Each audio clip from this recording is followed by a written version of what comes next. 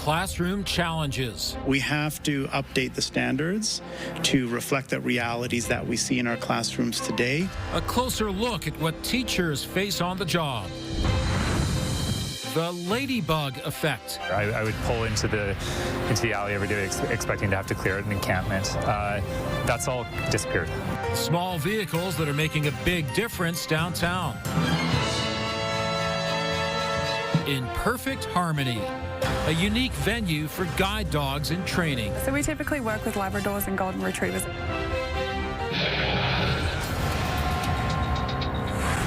Good afternoon. We begin with breaking news. Canada Post and the union representing thousands of mail carriers have reached an agreement in principle.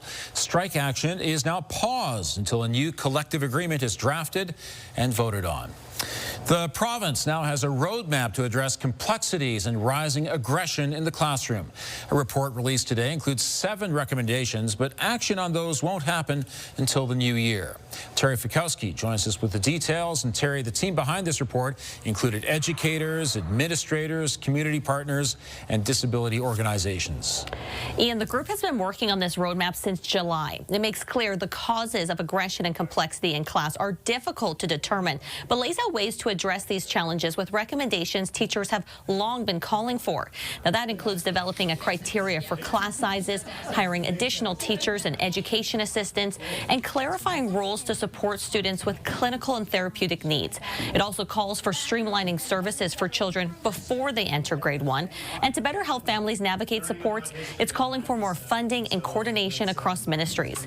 The province says once it gets data from school boards, it will be able to identify the classrooms needing the most help and direct resources to them. Teachers have to wear multiple hats today.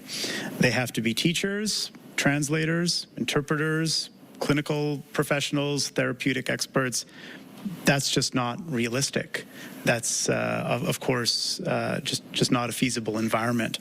So we have to update the standards to reflect the realities that we see in our classrooms today.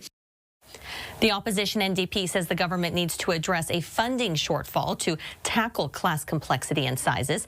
Nicoletti says the report will go to a cabinet committee next week, with the earliest changes expected in the classroom coming as early as January. Ian? Thank you, Terry. A recall petition has been approved for a 3rd UCP MLA. The latest recall petition is for Grand Prairie MLA Nolan Dick. In a statement, organizer Casey Klein says Dick has not been accessible to the public, adding he voted in support of the notwithstanding clause to force teachers back to work. In his response, Dick says he's committed to being accessible to all constituents in Grand Prairie and says he spoke to Klein earlier this year. Organizers need to collect just over 9,400 signatures before February 19th for a successful petition. Unionized nursing care staff are set to strike tomorrow morning. Talks between the AUPE and Alberta Health Services resumed yesterday, and today wages remain one of the sticking points. With no sign of a new offer, 16,000 employees are preparing to walk off the job. In Calgary, there will be picket lines this weekend at all the hospitals and at the Sheldon Schumer Centre. More jabs today in the war of words between the leaders of Alberta and British Columbia as Premier Danielle Smith continues her push for a pipeline. Smith says she agrees with BC's David Eby that the Trans Mountain Pipeline needs more capacity, but she still believes there's enough demand for a new line to the coast. Eby has made it clear he won't support it running through his province, at least in the line's current proposed state. He's hinted Smith knows a new pipeline is just a pipe dream, and that what she's really after is fewer regulations on the energy industry. Where we may disagree is I think that that is the beginning, not the end of it. I want to see pipelines in all directions, north, east, southwest. There's lots of other, lots of proposals that are on the table. This is what Team Canada looks like, that when you've got provinces that don't have access to a shoreline, we cooperate to make sure that we can get our products to market. We used to be able to do that fairly easily. Smith says she's still confident the Prime Minister is on board with her pipeline plans. She believes if her government is going to get a deal, it will happen in a matter of weeks. A serious motorcycle crash in the northwest community of Bowness this morning. It happened around 10:30 at the intersection of 77th Street and 34th Avenue. Police say the driver was taken to hospital for treatment of serious injuries. The intersection remained closed until 4 p.m. as police tried to piece together how it happened. The city of Calgary says its downtown alleyways are seeing early signs of a turnaround in safety and cleanliness as part of a new waste removal program. This past summer, downtown alleys were plagued by dumpster fires, causing tens of thousands of dollars in damage to buildings and nearby businesses. To tackle the problem, the Downtown Association rolled out these colorful micro trucks called Ladybugs to pick up garbage, cardboard, and hazardous materials like needles. Dumpsters and waste bins were removed to make room for the trucks, which now pick up trash 4 times a day. The Downtown Association says the result is striking, with disturbance calls dropping from up to 5 a month to 0 since the program began in July. You would walk out the back door with the expectation that someone was behind the dumpster, or that someone was potentially messing with your car, or that someone was starting a fire. I would pull into the alley every day expecting to have to clear an encampment. That's all disappeared. The removal of the dumpsters has led to sort of a dispersion effect. There hasn't been as much of that activity back here. Outreach groups like Be the Change YYC say cleaning the alleys helps safety, but it doesn't solve the housing crisis. It says more support is still needed to build relationships with vulnerable people and connect them to essential resources with winter fast approaching. Calgary senior is recovering after a medical emergency last week, and she says she owes it to the quick response of 2 strangers and her young grandson.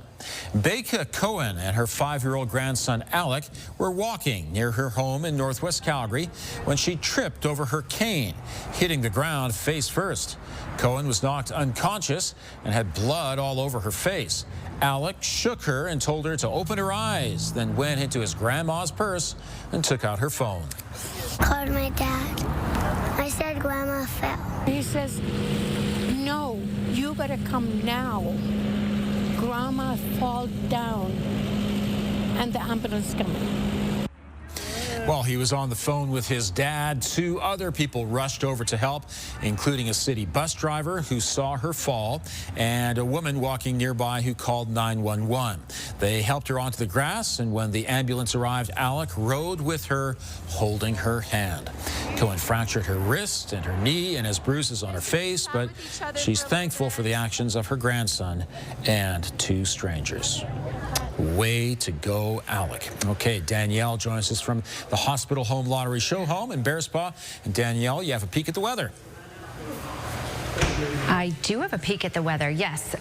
It's been a windy day. Windy in Calgary, very gusty south of Calgary, where they've had over 100 km/h gusts.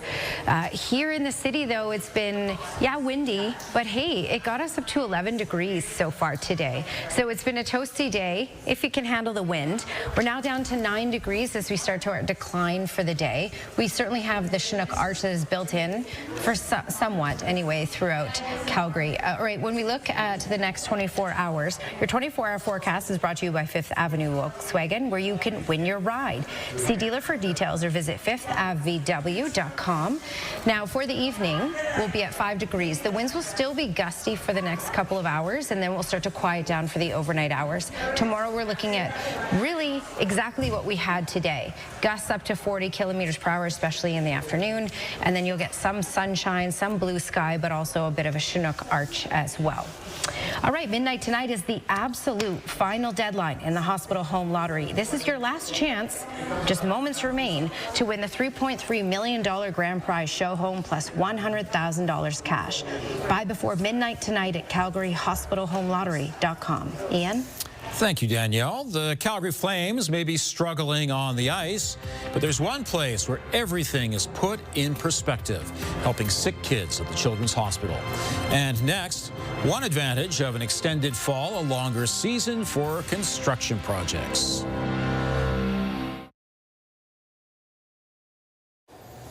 Above seasonal temperatures are leading to some negative impacts for Calgary businesses relying on snowfall, but it's also giving construction workers more time to get through outdoor projects. City crews say extended mild conditions are helping them push ahead with road and infrastructure projects, making up for lost time during a rain-soaked July. Paving and concrete work also continues later into the season than usual, but for wind sport, it's a different story. The ski hill needs long, consistent stretches of sub-zero temperatures to make enough snow for its December 5th opening.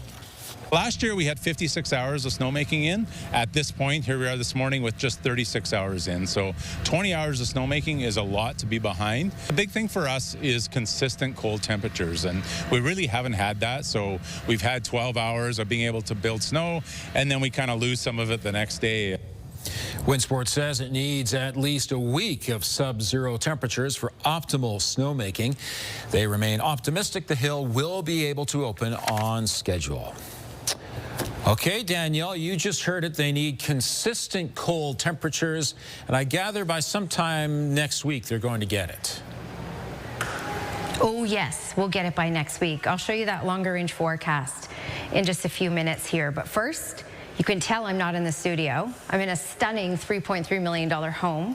And why? Because, well, there's a deadline coming up if you want to win this home. So I'm joined by Dr. Sandhu from Women's Cardiovascular Health Clinic. Thank you for joining us here today. Thanks for having me. Okay, so we've been going through the home. You've seen the home. Tell us a bit about it. This is a 5,400 square foot home of your dreams. You literally just need to bring your suitcase and hang up your clothes. It is absolutely stunning. Love it. Okay, and there's an arcade downstairs.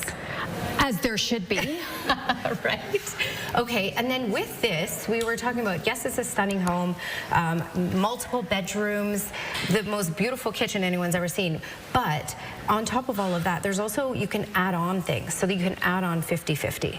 Exactly. Okay. And the 50-50 right now is a staggering $2.5 million. But don't hesitate. Go out and buy more 50-50 tickets. Right, and so there's a deadline tonight. It's midnight tonight. Exactly. Okay, and I'll mention that another bunch of times to remind people, because I know there's a lot of people that I didn't quite get my tickets yet, and I can get it now. All right, and the other amazing thing is that a lot of the money goes back into our community for something very important and near and dear to your heart as well. So can you talk quickly about that? Absolutely. Okay. All proceeds go to creating a state-of-the-art clinic space so that we can deliver cardiovascular health for women. And so important, women are at high risk for cardiovascular disease, and a clinic doesn't exist. There's only one in all of Western Canada. Oh, so wow. we can make an impact here. That's fantastic. So it's the win-win thing we've been talking about. Absolutely. All right, get your tickets. We'll remind you again in just a little bit. For now, though, thank you. I'm going to talk about some weather because we have, it's been windy today in many communities. Let me show you the maximum wind gusts out there. And as you can see, south of the city, oh boy, 115 kilometers per hour is the maximum wind gust in Pincher Creek, 98 in Lethbridge. So these communities, of course, were under wind warnings earlier. The winds have started to calm down for the day, so the wind warning has since been dropped. We had gusts around the mid-40s in Calgary and just above 60 in Medicine Hat. For all of these communities, we're really looking, especially south of Calgary, 60 to 70 kilometer per hour gusts possible tomorrow. So for that corridor, Pincher Creek over to Lethbridge, it will still be windy, but less windy than these type of winds that we had for today. All right, Medicine Hat, you're looking at probably winds closer to about 60 kilometers per hour once again for tomorrow. And we'll talk more about Calgary in just a moment. 9 degrees is the temperature in the city, 8 in Lethbridge and Medicine Hat and Milk River as well. So, of course, these winds out of the west, the Chinook setup, and I'm sure you've seen the Chinook arch out there, has really warmed us up for our temperatures and will continue to do so tomorrow as well.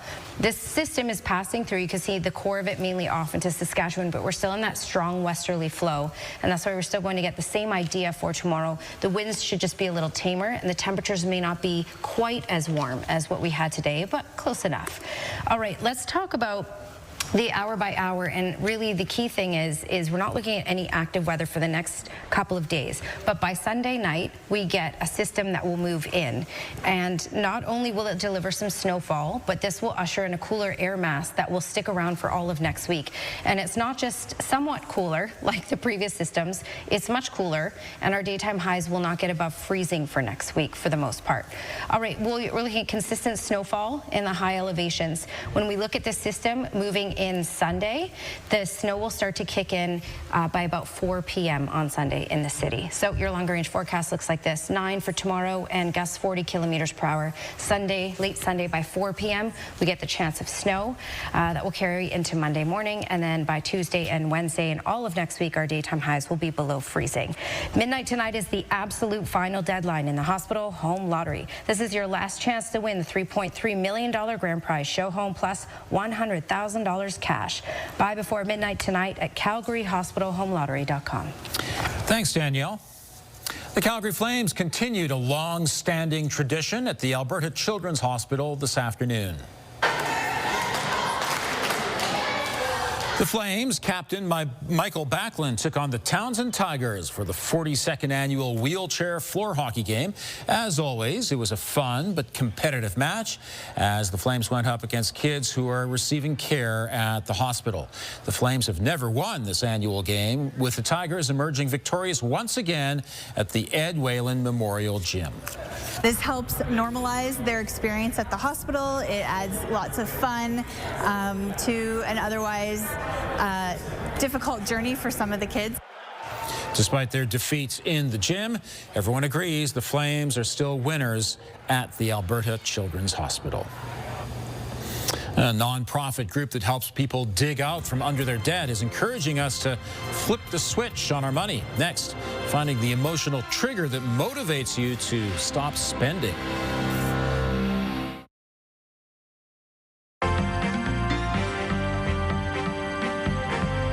Canadians will be bringing out the credit and debit cards regularly as holiday spending ramps up. Now, Credit Canada is advising shoppers to flip the switch on your money and discover your light bulb moment. That comes as a survey finds most Canadians say it will take more than 2 months to pay off their Christmas bills. Joining me from Toronto is Bruce Sellery. He is the CEO of Credit Canada. Good to see you today. Hello there. Now, when you talk about a light bulb moment, it's not just finances, it's not just economics, it's something scientific, right? Yeah. Well, we all have these examples of when the light bulb went off. All of a sudden, you see things. I knew I had a prop here. Yep. You see things anew. And, you know, it could be, think about people who are in long-term relationships. Maybe they're married. They're like the person, like the person, like the person. Light bulb moment. I must be with this person for the rest of my life. Or like love at first sight is a great example of a light bulb moment. You have people have moments in their jobs where they're like, I can't take it anymore. I'm out. And we believe that it's so critical to find your light bulb moment when it comes to your money, because we realize that knowledge alone, wholly insufficient. Insight, though, genius, because it alters your behavior. And you reference the physiology here. What the neuroscientists would say is when there are these moments, there is a release of dopamine. And if you think about those examples, wherever they are in your life, this insight, you actually feel different. It's not just that you think different, you feel different. You must have some success stories, though. There must be some people who have come to you and they've absolutely turned their lives around. Yeah. It's the daily benefit of doing the job that I do. I see these people, I hear these stories, and they really are remarkable, because you have people who come in really horrendous circumstances, a lot of them, some not horrendous, but still very challenging, and they take an action. These insights drive a different action, and it could be something as simple as, this is going to sound super simple, writing all their debts down on a piece of paper, and then actually figuring out a way to cut spending a little bit, increase income a little bit, and then methodically pay off those debts. To see my extended interview with Bruce Sellery, visit ctvnews.ca/Calgary.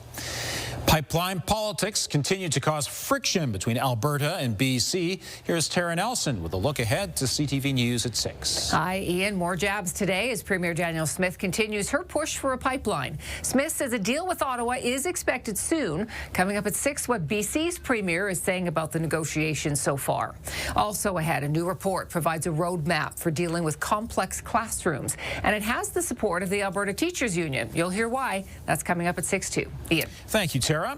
The iconic and wildly popular Banff sign officially has a new home in the mountain town.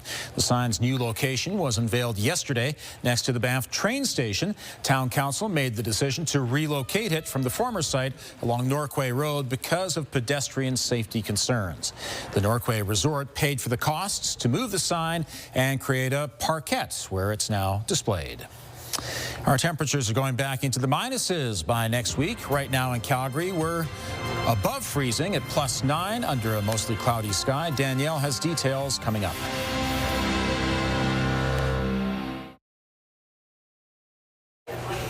So, Danielle, if you were okay with today, you'll probably be okay with tomorrow, too. Exactly, Ian, because tomorrow is pretty much a carbon copy of today. So we have warm temperatures, windy again, close to that 40-kilometer-per-hour range, just as we had for today. The Chinook Arch still in place, but you'll see some blue sky here and there. Today we got up to 11 degrees. The difference is for tomorrow, the winds won't be just out of the west, they'll be out of the west and the southwest, and maybe a little tamer throughout the day at times. So we maybe won't get quite as warm as today. We can knock off a couple degrees from that. So at least 9 degrees as our high for tomorrow. Chinook Arch in place, and again, some sunshine as well. The weather completely changes by late Sunday. By 4 p.m. we get into the chance of snowfall, and then that carries into early Monday morning, and then daytime highs for next week will be below freezing. Thank you, Danielle. Close to a dozen puppies were at the Jack Singer Concert Hall today for a sneak peek of the latest Calgary Philharmonic concert.